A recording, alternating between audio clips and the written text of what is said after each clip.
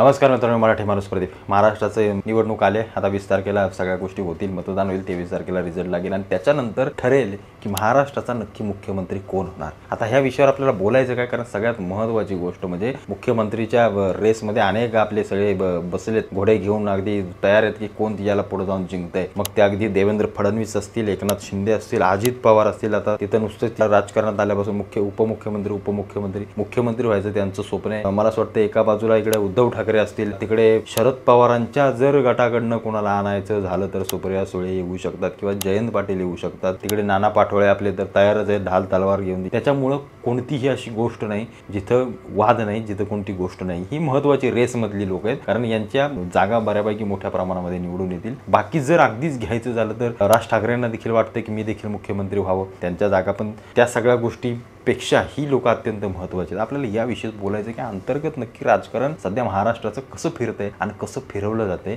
जे महायुतीतले तिघेजण आहेत ते तिघेजण एकमेकांसोबत मला असं वाटतंय खंबीरपणे उभे आहेत का, किंवा हे सगळे जे महाविकास आघाडीमधले तिघे तीन पक्ष आहेत ते देखील एकमेकांसोबत खंबीरपणे उभे आहेत का, या सगळ्या गोष्टींवरती बोलायचं नक्की कोण कोणाचा विरोधक आहे। आणि ही निवडणूक आतून असणार आहे। आतून म्हणजे कशी, घराच्या आतून नाही, आतून म्हणजे आपलेच महायुतीतले पण एकमेकांना पाडतील, महाविकास आघाडीमधले पण एकमेकांना पाडू शकतात, अशी ही सगळी निवडणूक आहे। त्याच्याविषयी आपल्याला बोलायचं आहे। या मागच्या 5 वर्षामध्ये सगळा खेळ झाला सगळा राजकारणाचा महाराष्ट्राचा। कोण कुठल्या पक्षात गेला, काय गेला, कोणाला काही घेणं देणं नाही। इकडे उद्धव ठाकरे मुख्यमंत्री होत आहेत, एकनाथ शिंदे मुख्यमंत्री होत आहेत, देवेंद्र फडणवीस सकाळी 6 वाजताच उठून अजित पवारांना घेऊन तिकडे मुख्यमंत्री पदाच्या या सगळ्या गोष्टींमध्ये जातात। या सगळ्या गोष्टी पाहता प्रत्येकाला मुख्यमंत्री पदाच्या लालसा किंवा खुर्चीची लालसा आहे हे दिसून येत आहे। कारण ही काय बाब कुठली लपून राहिलेली नाहीये। म्हणजे कोण काय, म्हणजे साधं उदाहरण घ्या ना उद्धव ठाकरेंचं।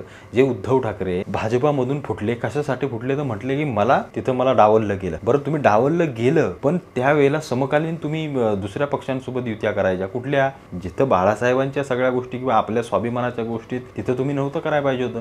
म्हणजे शरद पवारांनी जेव्हा उद्धव ठाकरेंना सांगितलं की तुम्ही आमच्यासोबत या, आम्ही तुम्हाला मुख्यमंत्री करतो, तेव्हा सगळ्या गोष्टी स्वाभिमान अभिमान सगळं सोडून सगळं विसरून उद्धव ठाकरे डायरेक्ट जाऊन त्यांच्यासोबत बसले। या अशा सगळ्या महाराष्ट्राच्या राजकीय गोष्टी असताना सध्याच्या घडीचं राजकारण अत्यंत मला असं वाटतंय एका मोठ्या दर्जाचं हे राजकारण होणार आहे। कारण सगळ्यात महत्त्वाची गोष्ट म्हणजे जे एकनाथ शिंदे उद्धव ठाकरेंना सोडून पक्ष फोडून महाविकास आघाडीतनं उठून इकडे मुख्यमंत्री झाले, ते एकनाथ शिंदे मला असं वाटतंय अजित पवारांच्या आणि देवेंद्र फडणवीसांच्या वाटेतला देखील काटा आहे। त्यांना देखील वाटतं की एकनाथ शिंदेला तर काहीतरी गार केलं पाहिजे, म्हणून मागच्या या 1-2-3 सभांमध्ये नरेंद्र मोदी आणि अमित शहानी सरळ थोडे छोटे मोठे इशारे देऊनच टाकले की देवेंद्र फडणवीसच आमच्या याचे मुख्यमंत्री असतील महाराष्ट्र किंवा होतील। त्याच समकालीन देवेंद्र फडणवीसांनी राज ठाकरेंची कुठे ना कुठेतरी एक सॉफ्ट कॉर्नर ठेवलेला आहे। राज ठाकरेंचा देखील बीजेपी विषयी कुठे ना कुठेतरी सॉफ्ट कॉर्नर आहे, कारण त्यांनी या सभांमध्ये असो इंटरव्ह्यूजमध्ये असो त्यांनी सांगितलं की बीजेपी हा माझा कम्फर्ट झोन आहे आणि त्यांची जी काही बोलण्याची गोष्ट आहे ती निश्चित कुठे ना कुठेतरी देवेंद्र फडणवीसांच्या सोबत जाण्याची इशारे करते। पण याच समकालीन हे या लोकांना माहिती नाहीये की एकनाथ शिंदे देखील त्याच ताकदीने उभे आहेत आणि त्याच ताकदीने ते सगळ्या गोष्टी करतात। कारण एकनाथ शिंदेना लोकसभेमध्ये मिळालेलं यश हे एकनाथ शिंदेच्या स्वतःच्या दमावरचं यश, एवढं लक्षात ठेवा।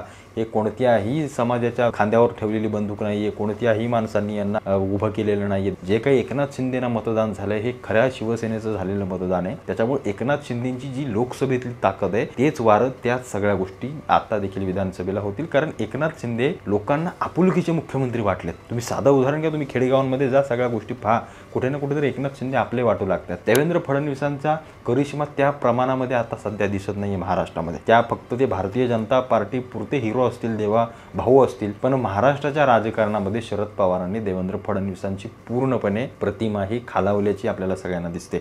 भारतीय जनता पार्टीचा जो मतदार आहे तो फक्त देवेंद्र फडणवीसांना मानणार आहे, पण बाकीचा जो सगळा वलय आहे ते कुठे ना कुठे देवेंद्र फडणवीसांवरती चिखलफेक करताना आपल्याला दिसते। अजित पवारांची गोष्ट घ्याल तर लोकसभेमध्ये सपशेल शरद पवारांनी त्यांना झोपवलं आणि खास करून अजित पवारांच्या विरोधामध्ये एकनाथ शिंदे आणि भारतीय जनता पार्टी देखील आतल्यात त्यांनी मतं फिरवलेत आणि अजित पवारांना त्याचा फटका बसला। तुम्ही ती गोष्ट लक्षात ठेवा। अजित पवारांची जी कुठली सीट मला असं वाटतं सीट आली तटकरेंची या रायगड याच्यामध्ये, तिथे मुळापासूनच तिथे राष्ट्रवादी किंवा सुनील तटकरेंच्या वैयक्तिक नावावर झालेलं मतदान आहे आणि तिथे भारतीय जनता पार्टी आणि शिवसेनेनी मला असं वाटतं, कारण तिथे उमेदवार दुसरा समोर कोणी एवढा ताकदीचा माणूस नसल्यामुळे आनंद काय ते गीते के कोण होते त्याच्यामुळे ती झालेलं एक मतदान ती एक सीट मला असं वाटतं तिथे निवडून आली. पण त्याच समकालीन त्याच सगळ्या गोष्टी होत असताना इकडे महाविकास आघाडीमध्ये देखील या सगळ्या गोष्टी चालू आहेत. शरद पवारांना माहिती आहे आता उद्धव ठाकरेंना काय वर चढून द्यायचं नाही, त्यात आपण सगळ्या त्यांच्या गोष्टी पाहिल्या. काँग्रेसला देखील माहिती आहे की उद्धव ठाकरेंना आता पुढे जाऊ द्यायचं नाही. या वेळेला मात्र इकडे महाविकास आघाडीच्या या सगळ्या गोष्टींमध्ये मुसलमानांची मतं ही अत्यंत प्रभावी आणि महत्त्वाची ठरणार, कारण ती वाटणार आहेत. मुसलमानांची मतं ही अनेक ठिकाणी विभागली जातील, कारण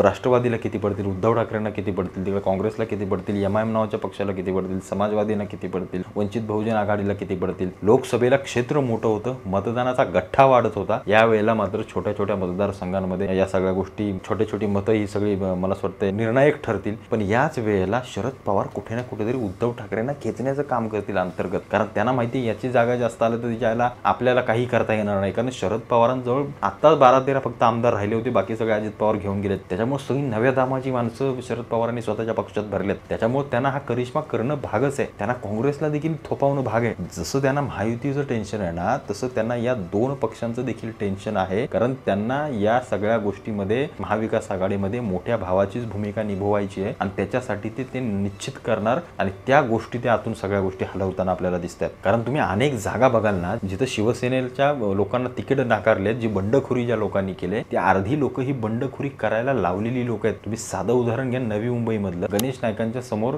जे कोणी चौगुले ते विजय चौगुले हे शिवसेनेचे होते. त्या शिवसेनेच्या विजय चौगुलेंना अपक्ष उभे राहा, तुम्ही बिंदास आतल्यात आपण मतं फिरवू, अशाच काहीच्या सूचना दिलेल्या असणार आहेत. कारण हे विजय चौगुले त्याशिवाय एवढी डेअरिंग अपक्ष उभी राहण्याची गणेश नाईकांच्या समोर करणार नाही. त्याच समकालीन समोर मंदा म्हात्रेंच्या इथे स्वतः गणेश नाईकांचा मुलगा संजीव नाईक उभा राहतो, तेही दुसऱ्या पक्षातून, राष्ट्रवादी सारख्या पक्षातून. या ठिकाणी देखील उद्धव ठाकरेंची लोक नाराज झालेली दिसतात, कारण या इथं यांना तिकीट दिलं आणि या मतदारसंघामध्ये ऐरोली मतदारसंघ जो बाजूचा मतदारसंघ आहे तिथं शिवसेनेच्या उभाटा गटाला तिकीट दिलं आणि इकडे मात्र नाकारलं. मग इथली लोक नाराज झाली. यावेळेला अंतर्गत नाराजी सगळ्या बाजूला आहे, महायुतीमध्ये आहे, महाविकास आघाडीमध्ये आहे. मग ही लोक कुठे नक्की फिरतायत, ही लोक नक्की कुणाला पुढे घेऊन जात आहेत, हे सगळ्यात पाहणं महत्त्वाचं असणार आहे. आणि या वेळेला त्याच्यामुळे निर्णायक चेहरा जो असा असेल जो ही सगळी मतं आपल्याकडे पाडण्यात यशस्वी ठरेल आणि ते नाव असेल ते म्हणजे एकनाथ शिंदे. आता अनेकांच्या भुवया उंचावतील की हा काय बोलतो, याला राजकीय अभ्यासच कळत नाही, हे ज्याला काही येतं व्हिडिओ टाकत बसतं नुसतं व्ह्यूज वाढवण्यासाठी. पण नाही, थांबा जरा, राजकारण समजून घ्या की नक्की काय करायचंय. समकालीन एक महत्त्वाचा आपण मतदारसंघ घेऊया, तो म्हणजे राज ठाकरेंचे पुत्र अमित ठाकरे ज्या माहीम मतदारसंघातून उभे आहेत त्या मतदारसंघाचं जरा पाहूया. तिथं उभे राहणारे सदा सरवणकर. साधा उदाहरण घ्या, राज ठाकरेंची जेव्हा एकनाथ शिंदेची चर्चा झाली आणि जेव्हा एकनाथ शिंदेनी सदा सरवणकरांना या सगळ्या गोष्टी समजवल्या सांगितल्या तेव्हा त्यांनी यासाठी सरळ सरळ नकार दिलेला दिसतो. कारण त्यांना जर, आणि एक त्याची दुसरी देखील शक्यता आहे, मी जसं वर्तवतो हे सगळं जर तरच्या गोष्टी आहेत, जर खरोखर सदा सरवणकर एकनाथ शिंदेला न जुमानता जर स्वतः उभे राहिले असतील तर ती गोष्ट वेगळी आहे. पण सदा सरवणकरांना मला असं वाटतंय की वैयक्तिक देखील उभं करणं हे राज ठाकरे, भारतीय जनता पार्टी आणि शिंदेचं काम असणार आहे. कारण जर सदा सरवणकर उभे नाही राहिले तर ती कदाचित मनसेला न पडणारी मतं ही महेश सावंतांच्या खिशामध्ये जातील आणि ते विजय होण्याच्या दाट शक्यता आहेत. त्याच्यामुळे जो सदा सरवणकरांचा जो काही वैयक्तिक जमवलेला मतदार आहे तो त्यांच्याजवळच राहावा, तो फुटून महेश सावंतांकडे न जावा. कारण कसं आहे, एक तुम्ही गोष्ट लक्षात घ्या, महाराष्ट्र नवनिर्माण सेनेला पडणारी मतं ही निश्चित यावेळेला काहीतरी विचार करून पडणारी मतं असतील, जास्त असतील, वाढणारी मतं असतील. कारण यावेळेला सगळेच कंटाळलेत या सगळ्या राजकारणाला, त्याच्यामुळे त्यांच्याकडे वळण्याची दाट शक्यता आहे. पण काही लोक जे आहेत ती राज ठाकरेंना जुमानत नाहीत. नाही म्हणजे नाही, त्यांनी कितीही काही कल्याण करो. तुम्हाला मी सांगतो, ग्रामीण भागामध्ये मनसेसारखा पक्ष वाढण्याचं न कारण म्हणजे हेच, ते राज ठाकरेंना जुमानत नाहीत. ज्या बाळासाहेबांनी शिवसेना ग्रामीण खेड्यामध्ये पोहोचवली ते राज ठाकरेंना करिश्मा करता आलेला नाही. त्याचं कारण म्हणजे त्यांच्याजवळ असलेली माणसं जे ग्रामीण खेड्यामध्ये आहेत किंवा त्यांचा असलेला वावर ग्रामीण खेड्यामध्ये किंवा ग्रामीण खेड्यामध्ये त्यांच्याविषयी पसरलेली नकारात्मकता ही राज ठाकरेंना वाढू देणार नाही. इथून पुढे देखील ते कधीच खेडे भागात वाढू शकत नाहीत. ही सगळ्यात महत्त्वाची वस्तुस्थिती आहे. कारण त्यांच्याकडे चेहरे नाहीत, जे चेहरे आहेत त्यातले मोजके असे चेहरे आहेत, जी तरुण मुलं आहेत किंवा असा आज बाळा नांदगावकर बघे ही एक दोघं लोक सोडली तर त्यांच्या पक्षामध्ये देखील कोणी नाहीये आणि त्यांचा करिश्मा देखील या नांदगावकर या सगळ्यांचा शहरामध्ये आहे. खेडेगावामध्ये कोणीही नेता त्यांच्याजवळ नाहीये. त्याच्यामुळे या सगळ्या गोष्टी ज्या आहेत ना, जी बांधलेली लोक आहेत ती मनसेकडे वळणं थोडंसं अवघड जाईल. त्याच्यामुळे कदाचित सदा सरवणकरांना उभं केलं असेल. म्हणजे या अशा अंतर्गत सगळ्या गोष्टी आहेत. कोण कोणाच्या विरोधात फिरेल, कोण कोणाचं काही करेल कुठेही सांगू शकत नाही. पण याच वेळेला सगळ्यात महत्त्वाची गोष्ट घडेल ती म्हणजे एकनाथ शिंदेंनी 2.5 वर्षात केलेलं काम आणि एकनाथ शिंदेंनी 2.5 वर्षात वाढवलेली, अगदी गुप्तपणे वाढवलेली संघटना. तुम्हाला तर अनेकांच्या भोवया उंचावतील. मी मगाशी म्हटलं तसं की एकनाथ शिंदेंनी नक्की काय केलं, पण एकनाथ शिंदेंनी संघटना एवढ्या जबरदस्त पद्धतीने बांधल्या. भारतीय जनता पार्टीच्या सहवासामध्ये राहून त्यांच्या सोबतीने, मग त्या शिवप्रतिष्ठान सारखी संघटना असो, RSS सारख्या संघटनेमध्ये जिथं एकनाथ शिंदे एवढ्या उग्रपणे घुसत नव्हते तिथं देखील ते बऱ्यापैकी आतल्या बाजूने घुसत आहेत. आणि त्यांनी ज्या प्रकारे एक प्रतिमा ठेवली आहे लोकांसमोर की मी जनतेतला मुख्यमंत्री आहे, मी रस्त्यावर उतरणारा मुख्यमंत्री आहे, मी तुमच्या नाल्या टक्क्यावर कुठेही जाऊन काम करणारा मुख्यमंत्री आहे, मी लोकांच्या जनमानसातल्या अगदी मनातला मुख्यमंत्री आहे, जिथं तुम्ही माझ्याकडे काम घेऊन याल ते मी काम करण्याची धमक ठेवतो. ही प्रतिमा देवेंद्र फडणवीसांना देखील करता आली नव्हती. ही प्रतिमा उद्धव ठाकरेंना तर निश्चित करताच आली नव्हती, कारण ते नेत्यांनाच भेटत नव्हते तर जनतेला कधी भेटणार. पण याच्या विरोधात एकनाथ शिंदेंनी 2.5 वर्षामध्ये महाराष्ट्र पादक्रांत करून, पालथा करून पार अगदी जिथं कोणतं गाव नसेल, कुठला तालुका नसेल जिथे एकनाथ शिंदे गेले नसतील, तुम्ही मागच्या सगळ्या गोष्टी काढून बघा. आणि त्याचाच फायदा हा लोकसभेला त्यांना झाला. या वेळेला शरद पवारांना महायुतीमध्ये देवेंद्र फडणवीसांचं टेन्शन नाहीये, हे लक्षात घ्या. तुम्हाला समजत नाहीये, त्या शरद पवारांना एकनाथ शिंदेंची काळजी आहे. पण तेच शरद पवार एकनाथ शिंदेंवरती कधी बोलताना पाहिले नाही. तेच एकनाथ शिंदे शरद पवारांवरती कधी टीका करताना पाहिले नाही. का नाही पाहिलं? कारण या सगळ्या गोष्टी त्यांनी आधांतरी ठेवल्यात याच्यावरती. कारण जर उद्या सरकार जरी स्थापन करायची वेळ आली किंवा अशी जरी कुठली वेळ आलीच की मला शरद पवारांबरोबर जाता येईल किंवा शरद पवारांना एकनाथ शिंदेसोबत जाता येईल, त्यावेळेला या सगळ्या गोष्टी घडू शकतात. कारण ज्या प्रकारे भाजपाला एकनाथ शिंदेना असंही वाटेतून काढायचे, कारण ते जर चांगल्या मताधिक्याने आणि सगळ्या चांगल्या जागा घेऊन आले, कारण अजित पवारांना यश मिळणार नाही, निश्चित नाही मिळणार, कारण शरद पवार त्यांना पुढे जाऊच देणार नाही. सगळ्यात महत्त्वाची गोष्ट. आणि आतल्यात अजित पवारांना देखील पाडण्यासाठी भारतीय जनता पार्टी ही सगळी लोक आतल्यात कार्यक्रम त्यांचा होईलच, ते काही विषय नाही त्याच्यामध्ये. पण कुठे ना कुठेतरी याचा जास्त फटका कोणाला पाडायचा ते एकनाथ शिंदेना. कारण महायुतीचं टेन्शन कोणी ते एकनाथ शिंदे, देवेंद्र फडणवीसांच्या वाटेतला काटा कोणी ते एकनाथ शिंदे. म्हणून देवेंद्र फडणवीस आता उघडपणे सांगत नाहीत की मीच मुख्यमंत्री होईल, नाही सांगू शकत. त्यांना माहिती आहे काही होऊ शकतं, काही होऊ शकते. ते एकनाथ शिंदे आपल्याला वरचं ठरवू शकतात. मग त्याच्यामुळे राज ठाकरेंच्या मदतीनं एकनाथ शिंदे कसे 40 जण घेऊन गेले आणि कसे त्यांनी सगळं बाळासाहेबांचं नाव चोरलं, अजित पवारांनी कसं हे केलं ते केलं, कुठेतरी भारतीय जनता पार्टी राज ठाकरेंच्या खांद्यावरून बंदूक चालवण्याचा प्रयत्न करते, असं कुठे ना कुठेतरी अनेक जण सांगतायत. या गोष्टी किती खऱ्यात किती याच्यामध्ये आहेत ते आज सध्या तरी सांगू शकत नाही. पण हे होतंय. अनेक भाषणांमधून त्यांनी ते बोलून दाखवले, जे उघडपणे फडणवीस बोलू शकत नव्हते, ते त्यांनी राज ठाकरेंच्या बाजूने वधवून घेतले. आणि लोकांमध्ये यांची प्रतिमा कशी पाडायची, तर हे कोणाचे बघा पक्ष घेऊन आलेत, कोणाचे चिन्ह घेऊन फोडून बाहेर पडलेत, यांचं असं काय आहे. आणि त्याच्यामुळे आपोआप यांच्या जागा कमी होतील आणि हे होणारं मतदान हे भारतीय जनता पार्टीला होईल किंवा विरोधामध्ये महाविकास आघाडी होईल किंवा इथं. कारण तुम्ही एक गोष्ट लक्षात घ्या, अशा जागांवरती भारतीय जनता पार्टीने मनसे नावाचा पक्ष पुढे गेला, जिथं मनसेच्या 10 ते 15 जणांना 1 नंबरची जागा दिलेली आहे बॅलेट त्या मशीनवरती. जिथं 1 नंबरची जागा दिलेली आहे तिथे एकनाथ शिंदे आणि अजित पवारांची लोक जिथं स्ट्रॉंग आहेत किंवा जिथं महत्त्वाची आहेत तिथे या सगळ्या गोष्टी झालेल्या आहेत का असं देखील लोकांकडून सांगण्यात येते. पण निश्चित भाजपाला देखील त्यांच्या काही लोकांना पाडायचं आहे. एकनाथ शिंदेला मात्र असं कुठली गोष्ट करायची नाहीये, अजित पवारांना देखील असली कोणती गोष्ट करायची नाहीये. पण या सगळ्या गोष्टी होत असताना या सगळ्या एकमेकांच्या चिखलफेकींमध्ये तिसऱ्याचा लाभ होऊ नये अशी ही सध्याची निवडणूक आहे. त्याच्यामुळे मुख्यमंत्री कोण होईल, काय होईल, कोणीही कुणाला सांगू शकत नाही. हे जे इकडे तीन बसलेत हे अंतर्गत देखील एकमेकांचे विरोधक आहेत, हे आपल्याला विसरून चालणार नाही. यांना एकमेकांचा विरोध आहेच, पण अंतर्गत देखील एकमेकांच्या विरोधात आहेत. जे जागा वाटपावरून ठरलं, उद्या जेव्हा सगळा निकाल लागेल आणि जेव्हा मुख्यमंत्री करायची वेळ, तेव्हा देखील शक्यता वर्तवू शकत नाही की या तिघांमधले पुन्हा इकडे तिकडे होतील.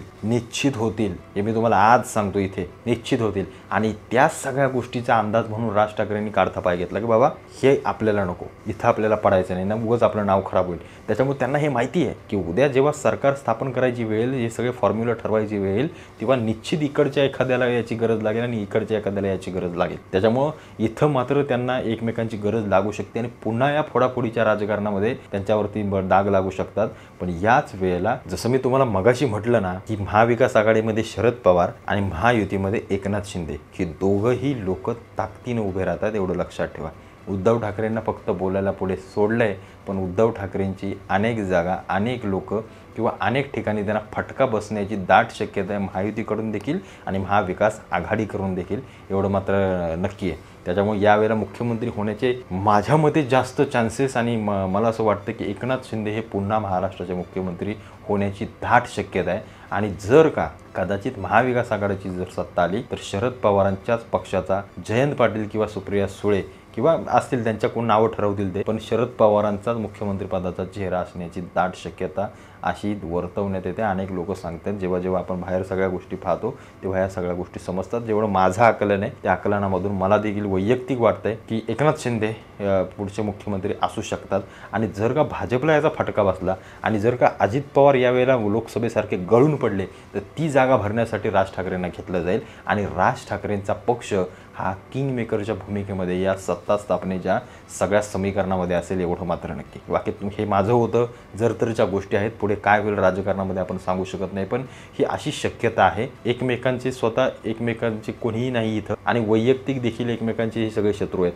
म्हणजे महाविकास आघाडी महायुती हे वैयक्तिक शत्रू आहेत, परत हे अंतर्गत यांचे शत्रू आहेत, परत यांच्या उमेदवारांमध्ये यांचे एकमेकांचे शत्रू आहेत. म्हणजे शिंदेंना तिकीट दिले तर भाजपवाले नाराज, अजित पवार नाराज, याला तिकीट दिलं तर हे दोघे नाराज, अशा सगळ्या गोष्टी आहेत. त्याच्यामुळं दोघांचं भांडण आणि तिसऱ्याचा लाभ थेट आहे. यावेळेला सगळी लोक ही मनसेचं इंजिन पकडण्यासाठी धावतील, एवढं मात्र नक्की. आणि राज ठाकरेंचे 15 ते 20 आमदार येण्याची देखील दाट शक्यता, एवढं वर्तवून तुम्हाला आता अनेक जण हसतील की एक वर्ण 15 ते 20, पण निश्चित या मतांचा सगळा फटका आणि या सगळ्या गोष्टी या दोघा पक्षांना, मोठ्या युत्या आघाड्यांना होईल आणि याचा थेट फायदा राज ठाकरे घेऊन जातील आणि सत्तेमध्ये किंग मेकर होतील. हे अनेक मोठ्या मोठ्या लोकांकडनं वर्तवण्यात येते आणि असंच चिन्ह, असंच वातावरण महाराष्ट्रामध्ये देखील फिरतंय. पाहूयात पुढं काय होते. तुम्हाला काय वाटतं या सगळ्या गोष्टीबद्दल मला आवर्जून कळवा. भेटू पुन्हा एकदा एका नवीन व्हिडिओसोबत. धन्यवाद.